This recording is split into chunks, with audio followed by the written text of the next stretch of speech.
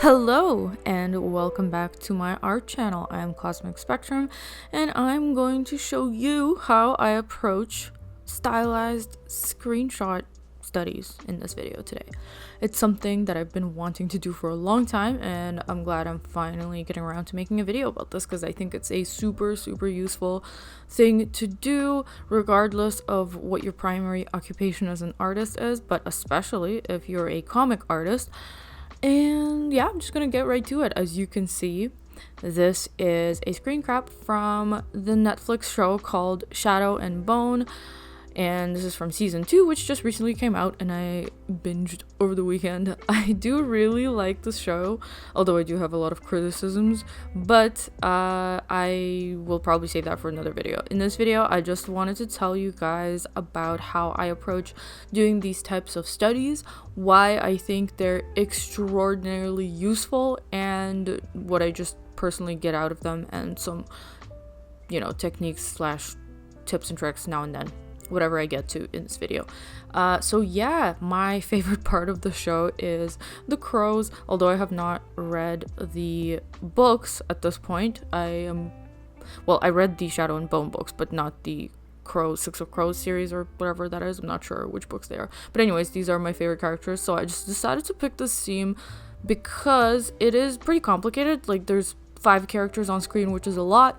That is not something I typically do.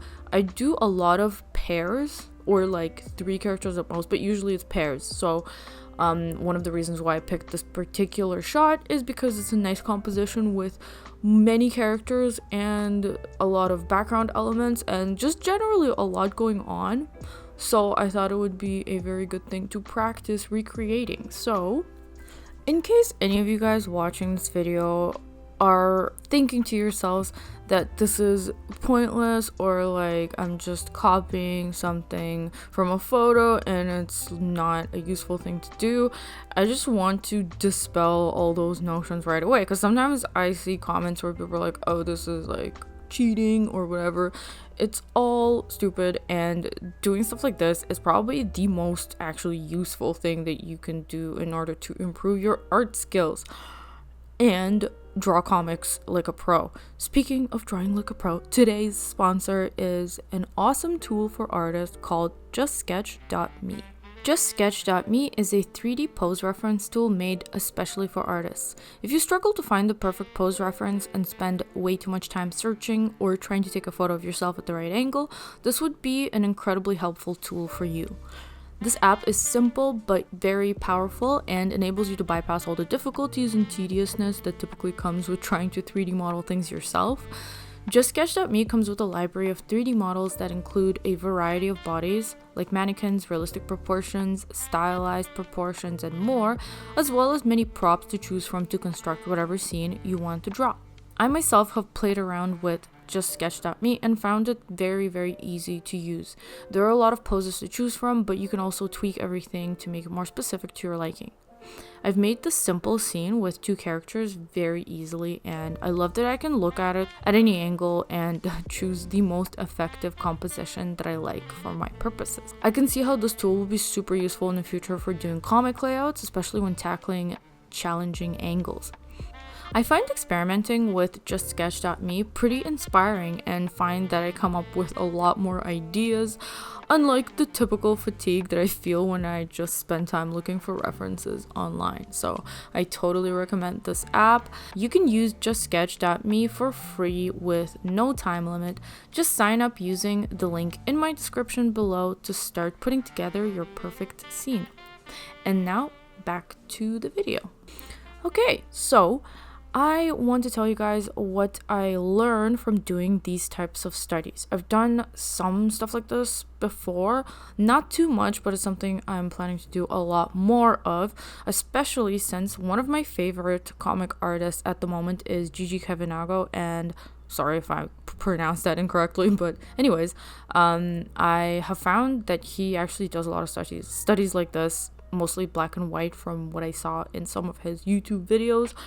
He's really kind of difficult to find any of his process videos or anything like that. He doesn't post much stuff, but I did find videos of him doing studies like this, black and white, of movie screenshots. So I honestly think this is like an incredibly useful thing to do. And yeah, I'll tell you what I have learned from doing stuff like this. So the first reason that I am doing these studies digitally is because, of course, I'm planning to do my comic digitally as well. And one of the most important aspects of doing this study is to hammer down the workflow.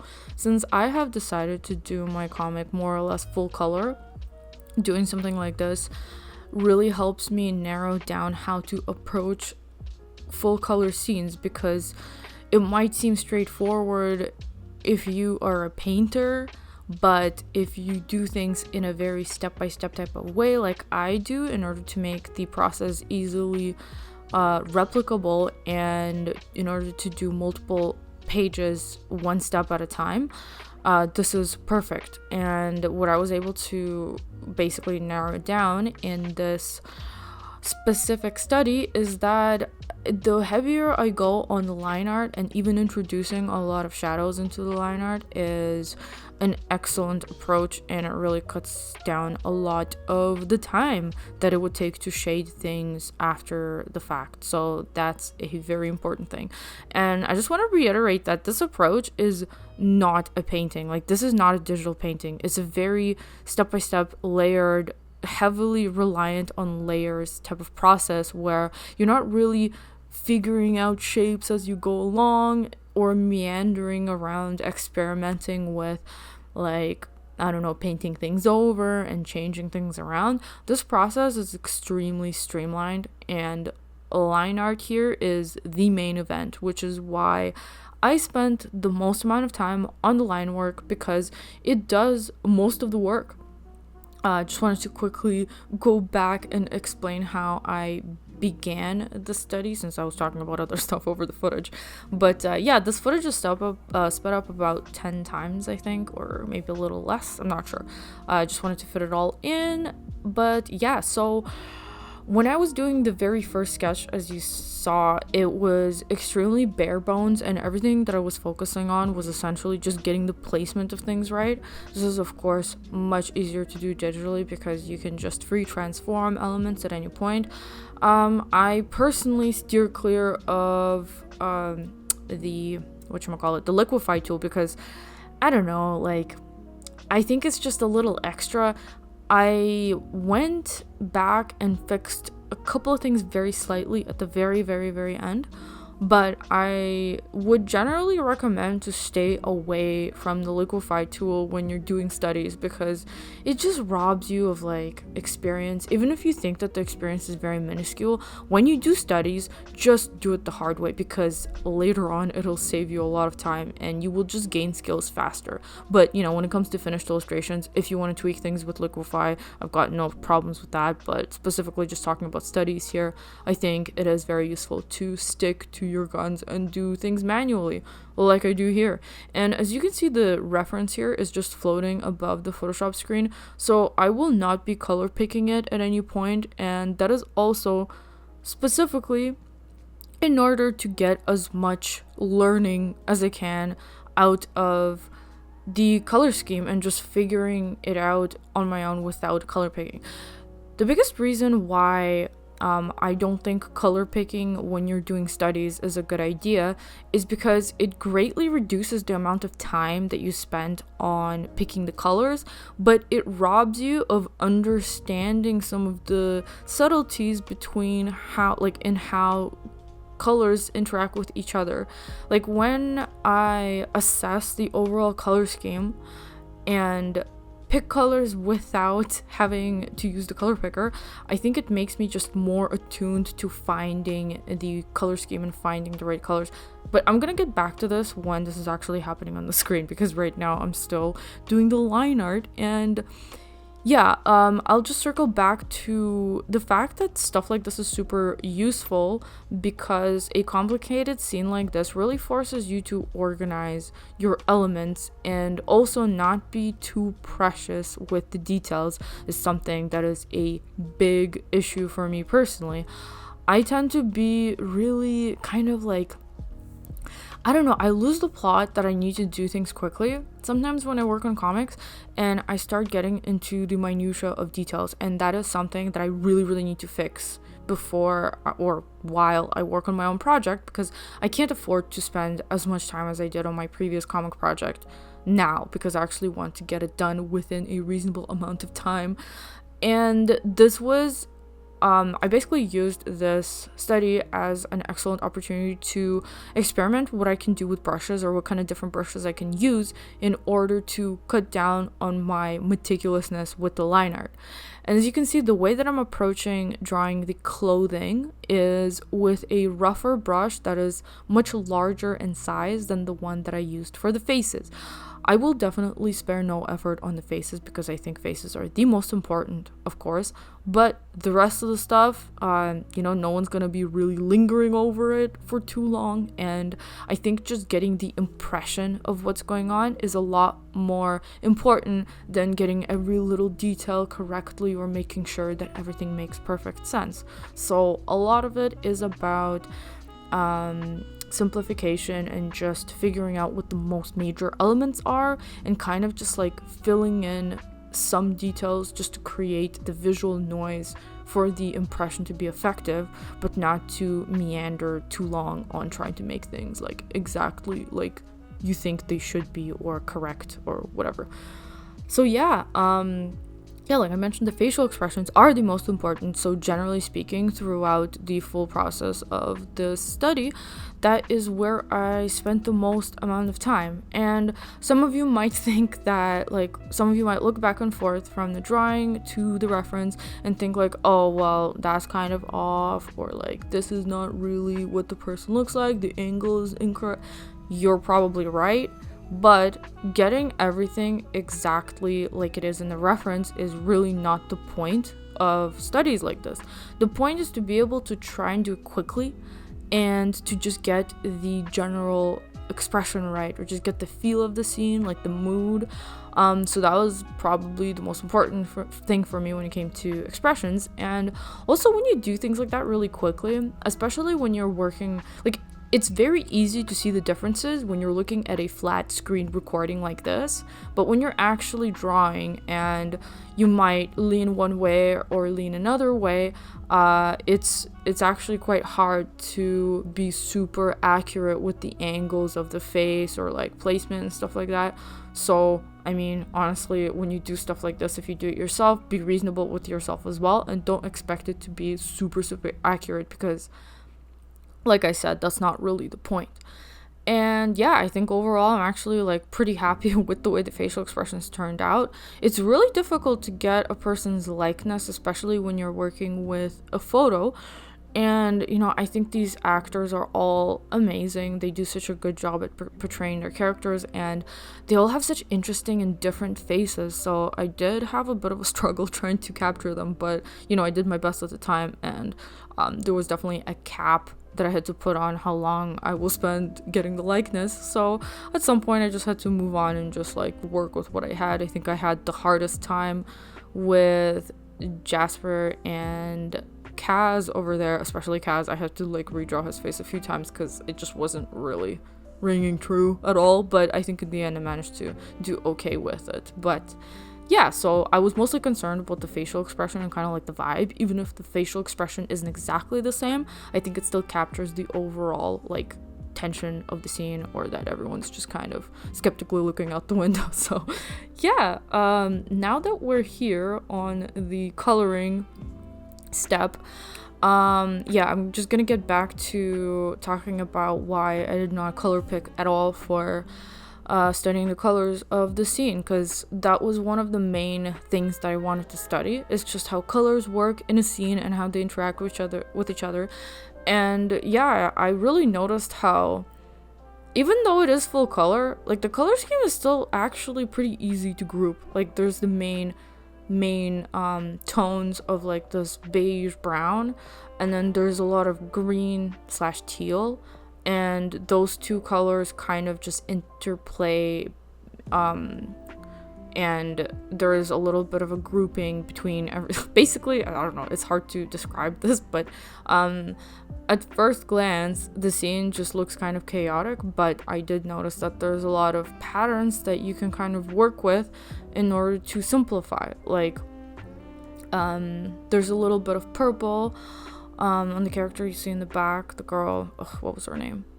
Nina, yeah. So, and then behind her there's like this frame that I noticed that was also kind of purple, like her dress. So that was interesting because I did not notice that at first glance at all. So there's like a little bit of purple that also echoes in the background, and then obviously there's the green on one side / teal with Inej, and on the other side there's more red with Jasper. So those are the things I was kind of looking for, and when you don't color pick, it's actually amazing to see how hard it is to pick the right color, and that's kind of also fun for me. Like, for instance, I will just go and do my best to pick a color in the square, the color picker square, whatever, in Photoshop, and then I'll put it down in the scene and I'll see that it's completely off, like it's way too light or way too dark or way too saturated compared to what I need. And that actually gives me a lot of practice in moving that dial, shifting it towards warmer or cooler, or like darker, more saturated, less saturated. And that way I can kind of gauge where exactly the color is situated in the square, the color map. And I find that amazing because I can remember that later when tackling slightly darker scenes like this. Like with skin tones, I had to go back and forth a bunch. And if you look at it now, it's a little bit washed out and it's less vibrant than it is in the reference photo. But I noticed that looking at it, but didn't really do anything about it because that is very easy to fix later on when the scene is almost done, and I actually prefer to do it that way because how I fix these things, like I can see how it's less saturated and maybe the main scene is like slightly warmer, especially in the faces. So later on what I can do, and what I ended up doing, was merging everything into one layer and just tweaking the color balance towards more red. I actually tend to do this with most of my illustrations, and it actually really helps to unify the overall color scheme as well. Like, see there, I just did it right now. I don't know if this will match up in the video, but I'll try to make it match up. But anyways, yeah, it actually totally works in your favor if you kind of like pull things together a little bit near the end. And yes, I wanted to do a very simplistic kind of approach without spending too much time on polishing out the details in the last couple of steps. And what I ended up doing was just make one extra layer. I think I used pin light or something like that to just add a little bit of that light from the window that you see illuminating some of the faces at the front here. I just wanted to add a little bit more of a pop there, so I used an extra layer for that. And then on top of everything, I created an extra layer to do a very, very minimal paint over on some of the faces to add some highlights in the eyes and just kind of bring it to life, whatever little details were missing. And the very last thing that I did was select out the background, which was very general, as you can see, but it was more than enough to create the right impression of what the background looks like. And I basically blurred it out to bring more focus to the characters and add some depth to the scene. And yeah, I will say that this was a very successful study attempt because it actually really made me feel more at ease with trying to tackle a full colored comic, because this level of finishing quality is more than what I would be happy with for a comic, because it does feel immersive. You feel like you're kind of there with the characters, but at the same time, as you can see, the line art is not super detailed, it's not super accurate and clean, and that to me is pretty much perfect. Putting in the most time into faces pays off, and everything else just kind of falls into place, being generalized and kind of like the impression of what you actually see. So yeah, here's a bit of a zoomed in shots here and there. I left a little bit of this real time, just putting in some very, very final tweaks at the end. I think this took like, I'm gonna say a couple of hours, maybe between 2 and 3 hours, I think is how long it took, which is not the shortest amount of time, but it's also not that bad, because this is a pretty, like, if this was a comic panel, a panel like this would probably take up like half the page at least, because it's quite large and it includes a lot of the characters, and a few hours for half a page is not bad at all. It pretty much falls in line with how long I used to spend on my previous published graphic novel project, Grimoire Noir. I do mention it a lot, but anyways, yeah, in fact, this might be actually even a little bit faster. I do understand also that it was faster because there was a reference involved, but still, I think doing a lot more studies like this will really elevate my skill level to where I'm happy with it. And so, yes, this is pretty much the process of going through a standard approach of doing a screenshot study. I do want to do a lot more of these, so I'll probably make more videos. Let me know what you think about this, you guys, and let me know if you enjoyed looking at this process. I thought it was great that I was able to include the whole process from start to finish, especially the beginning stages, which can sometimes be very mystifying if you don't see it happening. So yeah, I hope you guys found this helpful. And also, let me know if you want me to review the second season of the show, because I am kind of itching to do that, because I just binged it, and I do have thoughts. I have a lot of thoughts. But yeah, let me know if you like the show as well, and if you've read the books and what you think about the show versus the books.